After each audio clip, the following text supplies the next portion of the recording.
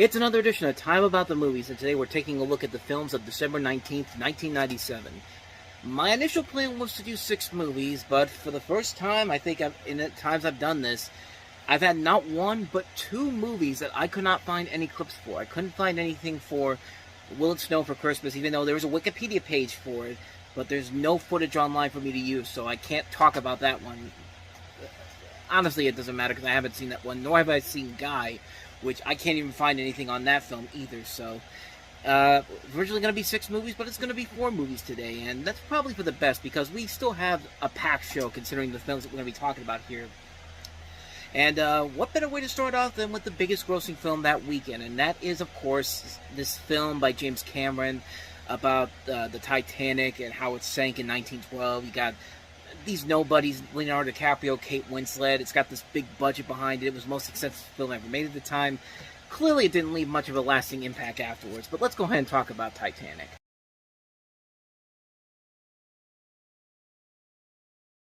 Yeah. No lasting impact whatsoever. I mean, it's a film that barely made any real attention back then. Nobody really went to go see it. It was a big bomb.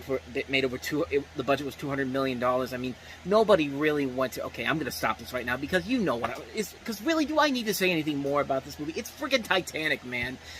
Yeah, Titanic, everything I just told you was a complete lie. I mean, this was a film that not only was a huge hit. Like, it was a film that was in the top position at the box office for several months, and made over $1 billion. It was the first film ever to reach the $1 billion mark. It swept the Academy Awards, winning 11 Oscars, including Best Director and Best Picture. It tied Ben-Hur for the most Oscars won for a film. It made stars out of Leonardo DiCaprio and Kate Winslet.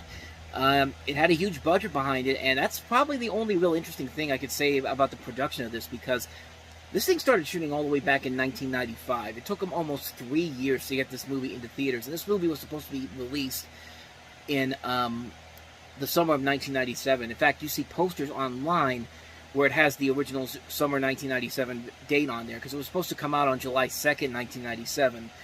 I guess maybe to try to do what they did with Independence Day the year before, because this is a co-production of 20th Century Fox, and technically it's now considered a co-production of Disney, too. So, got pushed back. There was a lot of backlash, actually, behind the scenes before this movie came out. I mean, when you really think about it, think about what this movie had to deal with. The movie had to be pushed back big time. The effects weren't ready. The film was using these massive amounts of production material, scale models, CGI. I mean, they like I said, they began shooting this movie all the way back in 1995, almost 3 years before the thing actually came out. And so, nowadays, when you have a movie like this that's been in production hell for a number of years, most of the time it's not going to end up being any good. Like, most of the time it doesn't make the money back that it should. Case in point, we just had with The Flash, all that built-up they had for that film, and the film turned out to be a major disaster for Warner Brothers. And some would have said that this movie could have been a major disaster for Paramount and 20th Century Fox. I mean, this is a film that, excuse me, thank God social media wasn't around back then, because they would have trashed this movie before it even came out. This movie would not be the substantial hit that it is now if social media had existed back then, which it didn't. And you know what?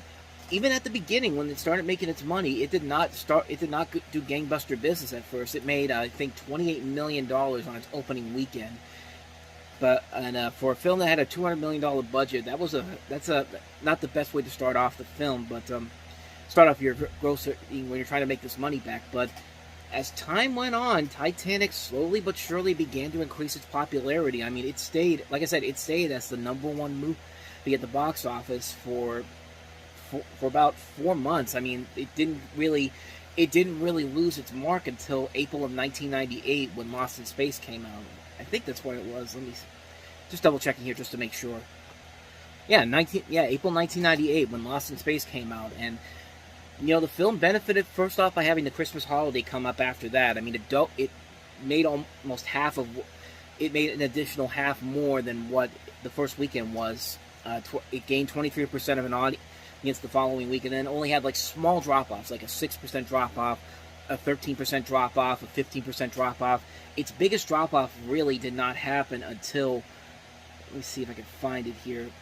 well into September. I mean, this thing was like, the biggest drop it had was 79% on September 4th, 1998, and by that point, the movie had already been out on videotape at that point. So, yeah, this film was a real game changer for a number of reasons. I mean, this is a film that really, has showed that just because a movie doesn't open big the first time around doesn't mean you should consider it dead on arrival. And lo and behold, that's what happened with this film. And I keep talking about the box office, but what about the movie itself? I will say this, though. I like the movie. I don't love it, though. It goes back to when I first saw this movie in theaters when I was I think this might have been around the time when my 9th birthday was coming up on January 10th of that year in 98.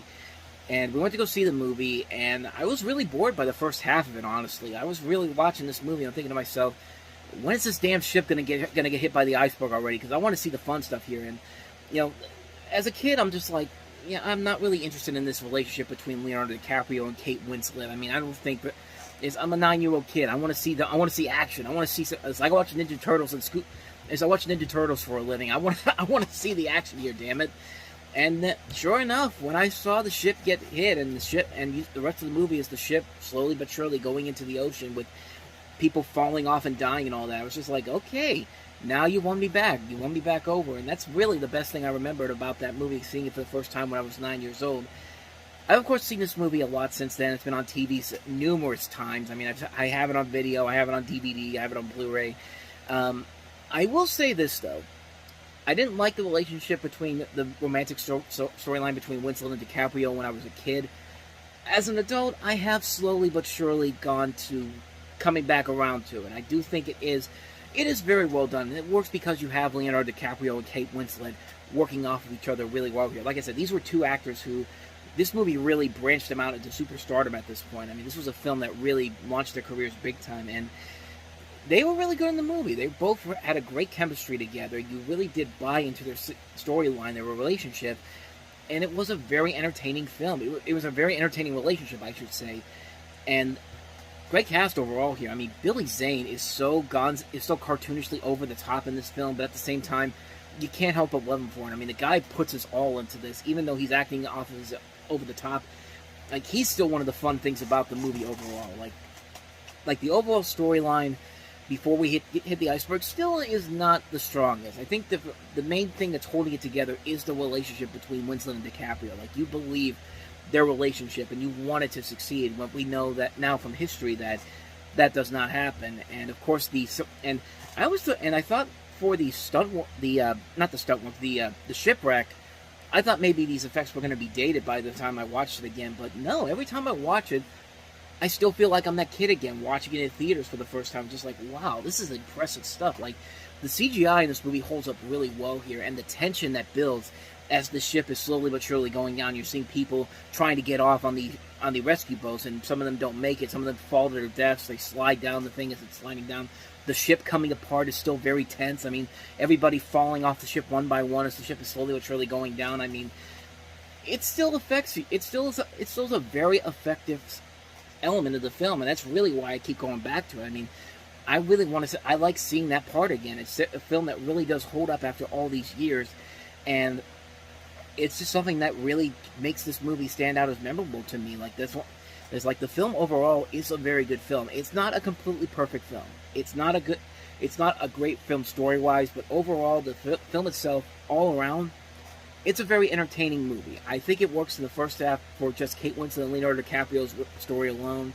But the real stuff is in the second half of the movie, when you see the ship slowly but surely going into the ocean. Like, that, to me, still holds up very well.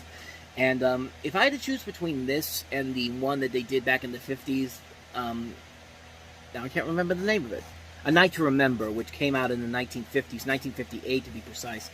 And to me, that's the superior Titanic movie to me. A Night to Remember, you can look at it and see it. It's slow-paced, quiet, doesn't get really intense or engaging until about halfway through the iceberg hits. I'm thinking of Titanic, but the James Cameron Titanic movie, the tension and thrill really gets going almost immediately after the iceberg hits. And with A Night to Remember, there is more of a sense of this historical and accuracy to what happened the night the Titanic sunk, while the Cameron film tries to play more of the romantic aspect between DiCaprio and Winslet, but still tries to keep most of the historical aspects in check.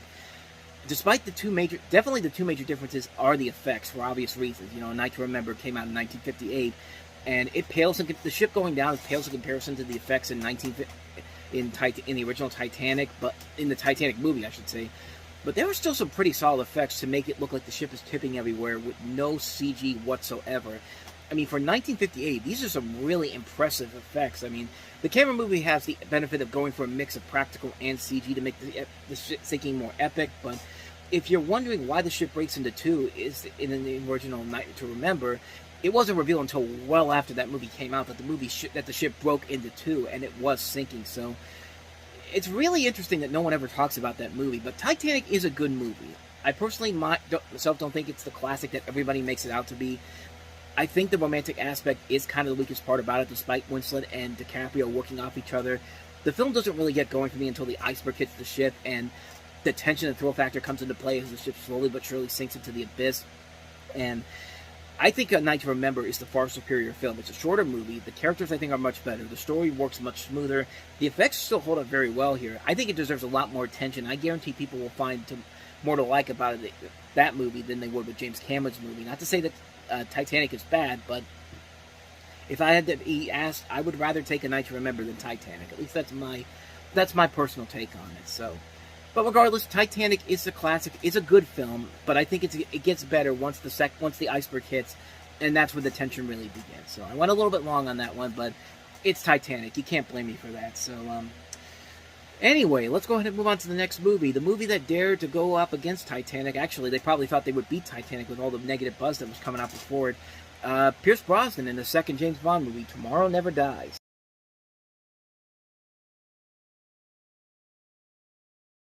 Yeah, MGM basically thought that Titanic was going to crash and burn at the box office and nobody was going to go see it. But, yeah, it opened up on the same day that Titanic did and led into the box office numbers, not getting anywhere near close to what Titanic ended up with. Even though it was pretty close on that opening weekend, just $3 million was the difference between Titanic and Tomorrow Never Dies at the top two spots at the box office. But other than that, though, I think the movie as a whole is a step down compared to GoldenEye. At the same time, it's not a bad movie. It's just kind of underwhelming. It does have some impressive action sequences. Terry Hatcher and Michelle Yeoh at their hottest in this movie. I mean, good lord. You see, pretty good music in here. The opening song by Sheryl Crow is very good. Everything else is kind of lackluster. The bad guy is basically just Steve Jobs. The guy's literally Steve Jobs mixing in with the beat of the media mogul that is Donald Trump. And he really is just a corny and predictable villain. He's not a great villain overall.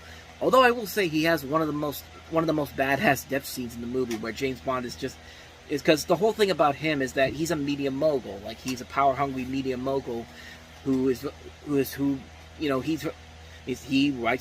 a main company man behind newspapers. You could say that he's kind of a parallel to somebody like Rupert Murdoch, or somebody that is like someone like that. And the way he dies in this movie, at the end of the movie, it's hilarious, and it's also pretty damn grisly too. Like, James Bond is like pulling on his shirt, and he's like, "You forgot the first rule of mass media, Elliot." And this thing that's like the dude's got this drilling machine, and he's trying to destroy Bond with that. And James Bond is just like, "Give the people what they want." And he's pushing the media mogul, the bad guy, into this thing, and the guy's just sitting there going, "No, no, no!"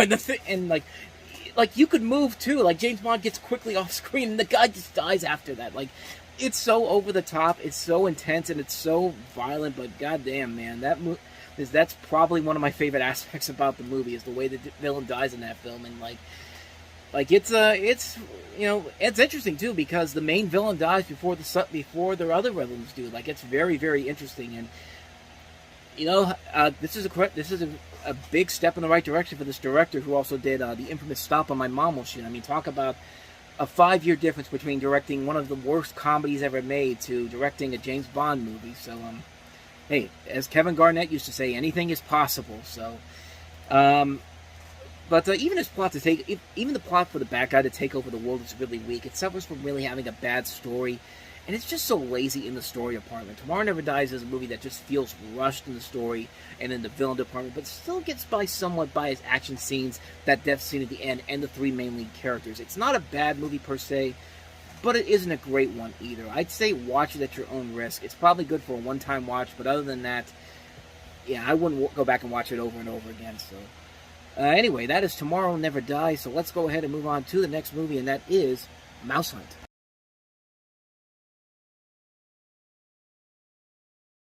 Another one of DreamWorks' early films that came out in 1997, just a couple months after the studio released their first film, The Peacemaker, and this is their first major kids film with Nathan Lane, Lee Evans, and directed by Gore Verbinski in his feature film directorial debut. And the film basically follows Lane and Evans are basically two Laurel and Hardy-esque like brothers, and they're struggling against one small but crafty house mouse for possession of the mansion, which is willed by their father. And this is played by William Hickey, who died before this movie came out. Of course, William Hickey, you will know him from stuff like Edward Scissorhands. Was it Kiss of the Spider Woman he was in that he got the Oscar for? Prizzi's Honor, I'm thinking of something else. Prizzi's Honor, but most of you know him as Uncle Lewis from National Lampoon's Christmas Vacation, and the Doctor from A Night Before Christmas. But as far as Mouse Hunt goes, this is a really damn funny movie. I mean, this is basically a live-action Looney Tunes cartoon meets with a live-action Tom and Jerry cartoon, and mixed it with a little bit of Home Alone. This was the better Home Alone movie that came out in 1997, and not Home Alone 3. And that should really tell you everything you need to know about this movie. I mean, it's a slick, funny comedy.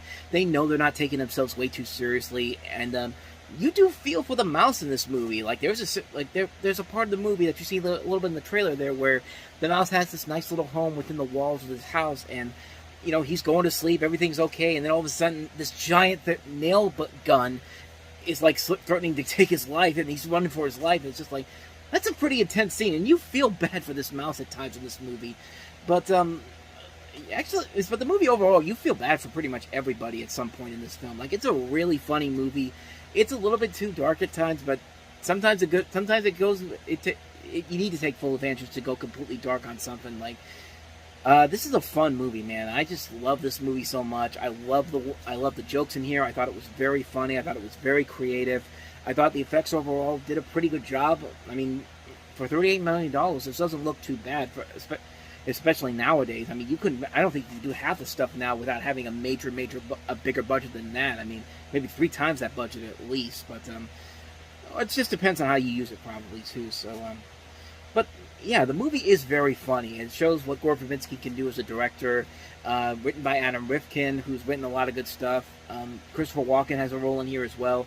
It's just a really funny movie, man. It's just a movie that I watched it the first time, and I had no idea what I was going in for, but I laughed a lot, especially towards the end of the movie. It's really hilarious stuff. Like, I can't recommend this movie enough. Mouse Hunt, great movie. If you haven't seen it, please check it out. You're doing yourself a huge disservice by not doing so. So with that said, let's go ahead and move on to the last movie. Robert Redford in an Oscar-awarding... See, I did it again. Robert Duvall, not Robert Redford, Robert Duvall in an Oscar-nominated performance in The Apostle.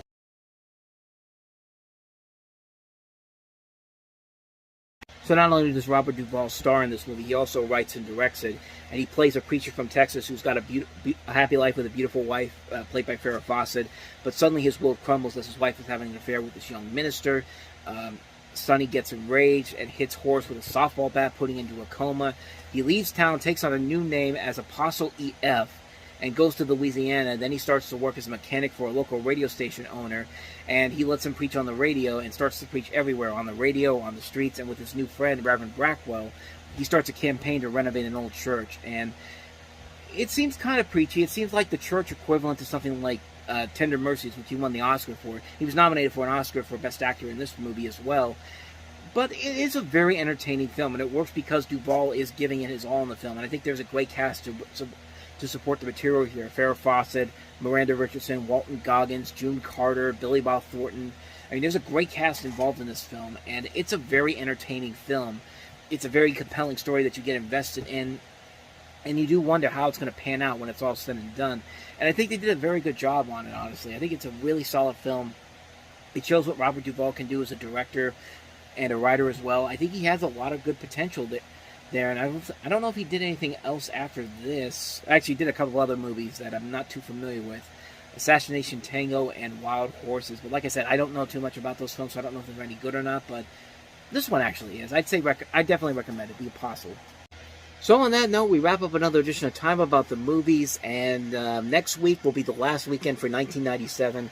On this list here, we have here 11 movies, and considering that the next week is going to be 2 movies, the next week after that it's 1 movie, I'm going to try to split these up as much as I can. So for this next episode we're going to look at the 6 big new releases that came out on Christmas Day of 1997. We're going to talk about James L. Brooks' As Good as It Gets, Quentin Tarantino's Jackie Brown, the American Werewolf in London sequel that everyone was clamoring for, even John Landis, who had nothing to do with it, An American Werewolf in Paris, Kevin Costner's infamous The Postman, Leslie Nielsen in Disney's Mr. Magoo, and Barry Levinson's Wag the Dog with Robert De Niro and Dustin Hoffman. So we're going to look at those 6 movies next time around, and then we'll save the rest of these, Mavi and Rose, Kundun, Afterglow, The Winter Guest, and The Education of Little Tree for the next episode after that. So the 6 movies, As Good as It Gets, Jackie Brown, American Werewolf in Paris, Postman, Mr. Magoo, Wag the Dog. Those are the films we'll cover next time on this show.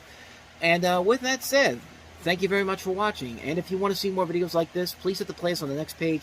Check out the previous episode. And also don't forget to hit the like and subscribe button if you want to see more videos like this on this channel. So with that said, thank you very much for watching, and I will see you guys next time. So until the next time I see you, take care.